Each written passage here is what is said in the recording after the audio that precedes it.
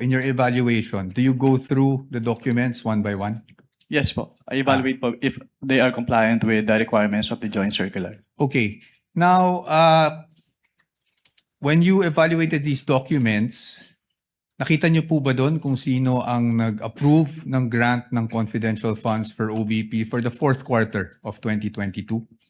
Nakita ko po dun sa disbursement voucher po na si Asek Limuel G. Ortonio po. No, I mean the grant. Kasi wala po sa GAA yung OVP confidential funds for 2022 eh. So nakita niyo po ba kung sino ang nag-approve ng grant para sa fourth quarter 2022 confidential funds? Based on the documents submitted, si Office of the President po yung nag-approve. That's correct. Opo, Office of the President. Pagdating naman po sa OVP 2023 confidential funds, yun po ay nasa General Appropriations Act. Do you confirm that? Yes po. And pagdating naman po sa DepEd 2023 confidential funds, nasa General Appropriations Act din po. Tama po ba? Yes po. And as a lawyer, you would know that the GAA is enacted by Congress. Tama po ba? That's correct.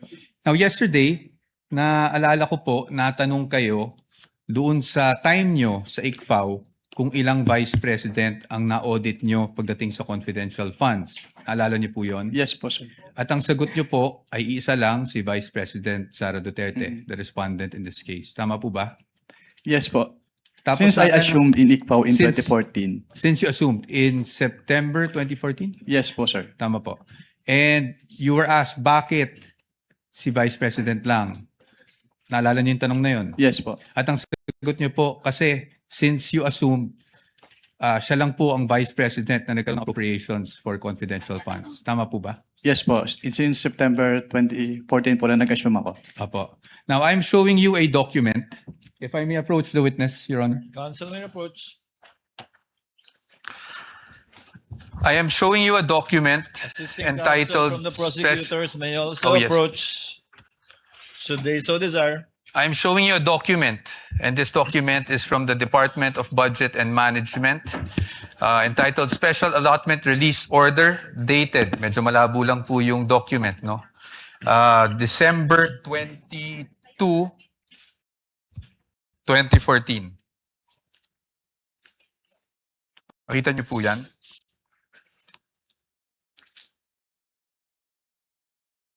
At ang purpose po is to cover confidential activities for fiscal year 2014. You see that? Yes, sir. And nung December 22, 2014, nasa ICFAO na po kayo. Tama po ba? Anong period po yan, sir? We have a clear here po. Date of issue, December 22, 2014. Yes po, nasa ICPAO na po. Tama po ba? Mm. At hindi po si Vice President Sara Duterte ang Vice President ng mga panahon na yun. Tama po ba? Yes po. Pero na-liquidate po ba yan?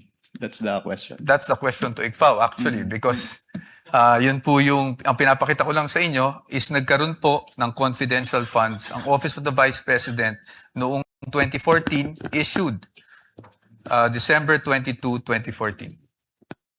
Based on that document po, Meron. You Meron. confirm. But that's okay, no? Because maybe you were just not aware yesterday when you were asked the question. I just wanted to put that on record because marami na rin pong lumalabas sa social media na si Vice President Sara Duterte lang ang Vice President na nagkaroon ng confidential funds. But you confirm that, sir. Your Honors, just a manifestation, this has not been pre-marked. We just came upon this document yesterday after the statements were made. So upon the agreement made during pre-trial, we request that this be marked as exhibit for the defense D-1-167-DE. -OVP. Let it be so marked. Thank you, Your Honors. Provisional only, Your Honor. Okay. Anyway, Mr. Witness, nung pinag-aaralan ko yung nature ng confidential funds, may mga issuances akong nakita aside from yung JC 2015-01 na parating yung nami-mention kahapon and today. And that is COA Circular 92-985. Yun po ba ay familiar sa inyo? I can give you a copy. Your Honor, I am giving the witness a copy of a document entitled Commission on Audit Circular Number 92-385 dated October 21, 1992. For the reference of the court, this was marked as Exhibit D-1-155. Naalala po ba ninyo yung document na yan or familiar po ba kayo sa document na yan? Witness is perusing the document, Your Honors. Noted. If assisting counsel would like to also from the prosecution.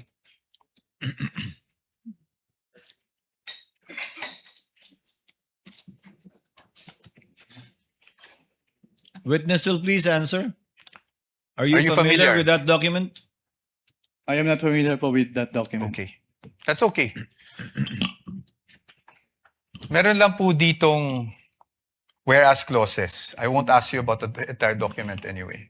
Meron lang po ditong whereas clauses on the first page. Can you see that, Mr. Witness? Whereas clauses. I would just want you to read the fourth whereas clause.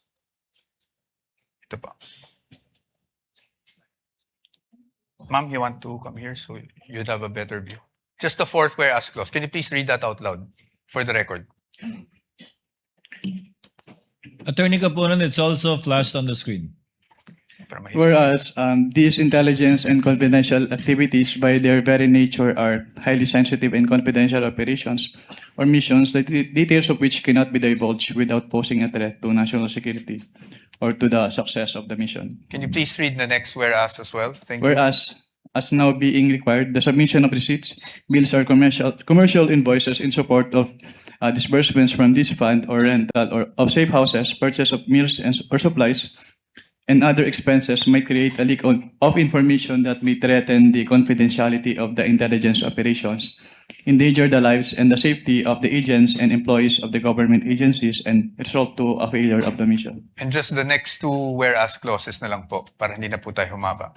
Whereas in many instances, it is impractical and sometimes impossible to obtain such receipts, bills, or commercial invoices during intelligence operations. Whereas by its very nature, the use of confidential and/or intelligence and/or confidential funds requires an approach allowing more flexibility in intelligence operations. Thank you, Mr. Witness. Manifestation, Your Honor. First of all, this exhibit presented by counsel for the respondent is dated October 1, 1992, Your Honor. Whereas the joint circular cited as basis by this witness, Your Honor, is dated 2015, Your Honor. There is no indication here.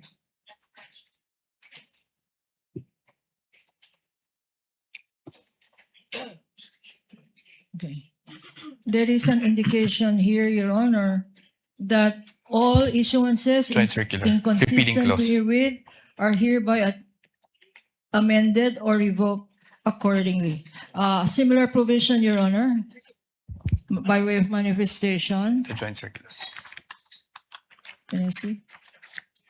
Is likewise Your Honor, mentioned in the Joint Circular 2015. Observation for the record that 2015 supersedes this circular cited by counsel for respondent, which is dated 1992, Your Honor. For the record. Noted. Thank you, Your Honor. Proceed.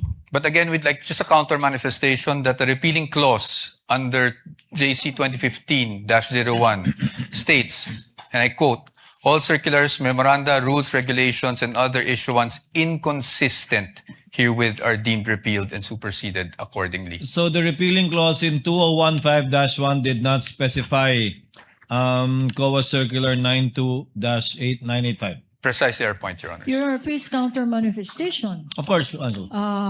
Counsel read the literal meaning, Your Honor, but the substantive meaning is all circulars are deemed repealed and superseded accordingly. His interpretation, my interpretation, but no interpretation needed, Your Honor. 9.0 is expressed. All are repealed and superseded accordingly. Manifestation is duly noted. Take Your Council may Honor, proceed. Your Honor, the documents would speak for themselves, Exactly. and we will leave this to the Honorable Court, as to not prolong the debate on this matter. Just again, just my last manifestation on this. The difference, the difference between Joint Circular 2015, Your Honor, it has been identified, authenticated, and testified to by this witness.